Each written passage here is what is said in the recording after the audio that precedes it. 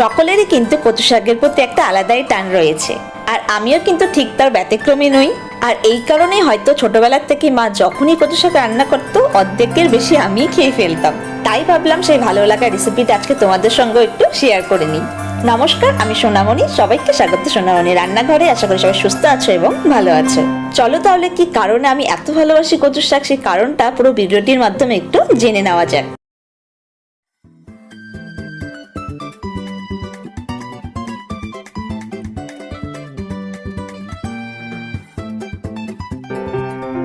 সবার প্রথমে আমি এখানে কচু শাকগুলোকে কেটে নিয়েছি, মানে যেভাবে কাটতে হয় তোমরা হয়তো জানো। সবার প্রথমে আঁশ ছাড়িয়ে নিয়ে ছোট ছোট ডুমডুম করে কচু শাকগুলোকে কিন্তু আমাদের কেটে নিতে হবে।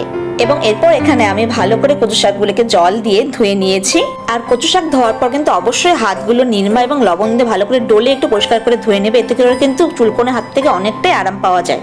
আর এখানে আমি নিয়ে নিয়েছি হলো ছোলা, যেটা কিন্তু আমি গতকালকে রাত্রে ভিজিয়ে রেখেছিলাম, যাতে করে রান্নার সময় ছোলাগুলি কচকচ না থাকে, খুব তাড়াতাড়ি সেদ্ধ হয়ে যায়। এবার একটি প্রেসার কুকার আমি নিয়ে নেব প্রথমে এই ভেজানো ছোলাগুলো। আর এখানে কিন্তু আমি প্রথমেই ছোলাগুলো দিয়ে দিচ্ছি, যাতে করে ছোলাগুলি ভালো মতন বয়েল হয়ে ওঠে। আর এরপর নিয়ে নেব আমাদের ভালো করে কেটে ধুয়ে রাখা কচু শাকগুলো। আর এদিকে দেখো প্রেসার কুকারটা কিন্তু আমাদের কচু শাক দিয়ে একদম ভরে গেছে। আর মজার ব্যাপার কি জানো, একটুখানি সেদ্ধ হওয়ার পর এতগুলো কচু শাক কিন্তু একদম অল্প হয়ে যাবে। এবার এই কচু শাকগুলোর উপর আমরা অ্যাড করে নিচ্ছি প্রায় 1 চামচের মতো লবণ, যেটা উপর থেকে কিন্তু আমাদের একটু ছড়িয়ে দিচ্ছি।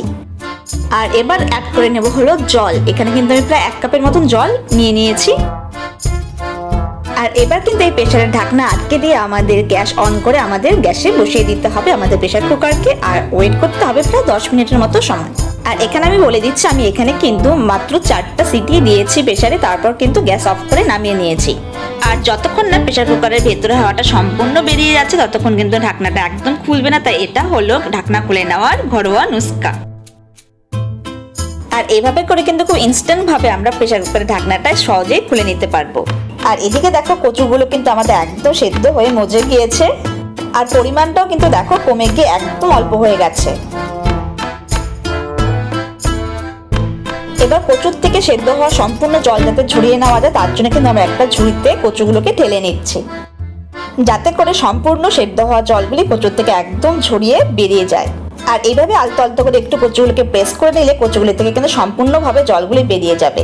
কারণ কচুগুলির থেকে যদি সম্পূর্ণভাবে কালো জলগুলি না বেরিয়ে যায়, এতে করে কিন্তু গলাতে ধরার চান্সটা অনেকটাই রয়ে যায়। তাই এই কাজটা কিন্তু একটু ইম্পর্টেন্ট, তাই একটু সময় দিয়ে কিন্তু করে নিতে হবে। আর এবার গ্যাসে কড়াই বসিয়ে কড়াই গরম হয়ে এলে আমরা নিয়ে নেব সর্ষের তেল। আর এবার ফোড়নের জন্য আমি নিয়ে নিয়েছি হলো খানিকটা 5 ফোড়ন, গোটা শুকনো লঙ্কা এবং একটা তেজপাতা। এবং ফোড়নের উপকরণগুলি একটু ভালো মতো লালচে হয়ে এলে এখানে আমরা দিয়ে দেবো আমাদের কুচি করে রাখা আদা। এবার আদা কুচিগুলোকেও কিন্তু আমাদের একটু লালচে হওয়া পর্যন্ত ভেজে নিতে হবে। আর এদিকে দেখো আমাদের আদাগুলোও কিন্তু একটু ভালো মতো লালচে হয়ে এসছে। এবার আমরা অ্যাড করে নেবো এখানে আমাদের সেদ্ধ করে রাখা কচুগুলি। সেদ্ধ করে নেওয়া ছোলা এবং কচুগুলিকে সম্পূর্ণ অ্যাড করে নেওয়ার পর আমাদের কিন্তু একটু ভালো করে নেড়ে নিতে হবে, যাতে করে তেল সহ ফোড়নের উপকরণগুলিও কচুগুলির মধ্যে ভালো মতন অ্যাবজর্ব হয়ে ওঠে।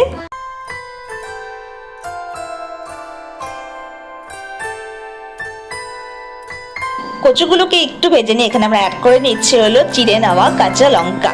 আর এখানে আমি লঙ্কাগুলোকে পুরোপুরি ভাবে চিড়ে নিইনি, কারণ আমাদের বাড়িতে লঙ্কার ঝালটা একটু কমই পছন্দ করে। কিন্তু তোমরা তোমাদের নিজস্ব স্বাদ অনুসারে লঙ্কার পরিমাণটা অ্যাড করে নেবে। আর এবার অ্যাড করে নিচ্ছি হলো এখানে প্রায় 1 চামচের মতো হলুদ গুঁড়ো। আর এদিকে দেখো আমি কিন্তু কচুগুলিকে একটু ঘেটে ঘেটে নেড়ে দিচ্ছি, এতে করে কিন্তু খুব সুন্দরভাবে কচুগুলি এক কাপড়ের সঙ্গে মিলে যায় এবং খুব সুন্দরভাবে একটা টেক্সচার চলে আসে কচু শাকে। তাই তোমরাও কিন্তু কচু শাকের স্বাদটা আরেকটু বাড়িয়ে নিতে ঠিক এইভাবেই মিলিয়ে নিও। আর কচু শাকগুলি একটু ভাজা হতে হতে বলিনি, যেটা না বললে সত্যি হয় না। তোমাদের যদি সত্যি আমার শেয়ার করা রেসিপিগুলি ভালো লেগে থাকে এবং হেল্পফুল বলে মনে হয়, তাহলে অবশ্যই প্লিজ একটু সাবস্ক্রাইব করে দিও। তোমাদের এই ছোট্ট উদ্যোগে আমাকে আরো মোটিভেট করবে তোমাদের কাছে আরো নতুন নতুন রেসিপি তুলে ধরতে। তাই সকলের কাছে আমার একান্তই অনুরোধ রইল, যারা প্রথমবার দেখছো রেসিপিটি, প্লিজ প্লিজ প্লিজ একটু সোনামণি রান্নাঘরকে সাবস্ক্রাইব করে দিও। যেহেতু প্রথমেই আমরা কচু শাকগুলিকে সেদ্ধ করার সময় একটু লবণ অ্যাড করে নিয়েছিলাম, তাই এই ক্ষেত্রে কিন্তু লবণের পরিমাণটা আমাদের একটু পরিমাণ করে নিয়ে নিতে হবে। আর এদিকে থেকে কচু শাকগুলি কিন্তু অনেকটাই ভাজা ভাজা হয়ে গেছে এবং ভালো মতন ঘেটে ঘেটে নেড়ে দেওয়াতে কচু শাকগুলি কিন্তু অনেকটাই মিলিয়ে গেছে। আর এবার এখানে অ্যাড করে নিচ্ছিল প্রায় 1 টিস্পুনের মতো জিরে গুঁড়ো। আর আমার মনে হয় কচু শাকই হলো এমন একমাত্র রেসিপি যেখানে কিনা খুব কম উপকরণে এত দুর্দান্ত ফ্লেভারে একটি রেসিপি আমাদের তৈরি হয়ে যায়। আর এক্ষেত্রে মনে হয় তোমরাও কিন্তু আমার সঙ্গে একদম একমত হবে। আর জিরে গুঁড়ো অ্যাড করার পর আমাদের কিন্তু কচু শাকগুলিকে একটু ভালো করে মিক্স করে নিতে হবে। আর ঠিক এইভাবে কিন্তু আমাদের কচু শাকগুলিকে ভালো মতো নেড়ে যেতে হবে, কারণ কচু শাকগুলি কিন্তু আমাদের প্রায় অনেকটা হয়ে এসছে এবং পুরোপুরি জল শুকিয়ে যাওয়ার ফলে কচু শাকগুলি কিন্তু নিচ থেকে লেগে যাওয়ার চান্স থেকে যায়। তাই কন্টিনিউ কিন্তু আমাদের একদম নেড়ে যেতেই হবে। আর আমার আপলোড করা সমস্ত রেসিপিগুলি কিন্তু আপনারা আমার ইউটিউব চ্যানেল সোনামণি রান্না করে পরপর সাজানো পেয়ে যাবেন। তাহলে সেটাকেও একটু সাবস্ক্রাইব করে নিও, যাতে যখনই কোনো রেসিপি দরকার পড়ে সেটা একদম হাতের কাছে পেয়ে যান।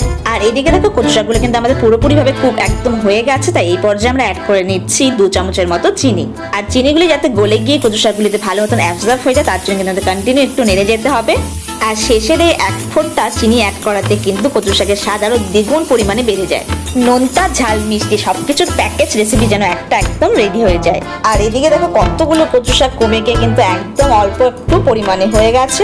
আর গরম গরম ভাতের সঙ্গে কচু শাক ঘন্ট কিন্তু কি যে ভালো লাগে তা শুধু কচু শাক ঘন্ট লাভাররাই কিন্তু বলতে পারবে। আর আমাদের দারুণ স্বাদের কচু শাকের ঘন্ট কিন্তু একদম রেডি হয়ে গেছে। তাহলে তোমরা সবাই কিন্তু নিরামিষ দিনে কচু শাকের এই ঘন্ট রেসিপি কিন্তু অবশ্যই ট্রাই করো। আর এই কচু শাক ঘন্টের স্বাদ যে মুখে লেগে থাকবে সেটা বলাই বাহুল্য। আশা করছি বাঙালিদের ফেভারিট কচু শাক ঘন্টের এই রেসিপিটি তোমাদের সকলের খুব ভালো লাগবে।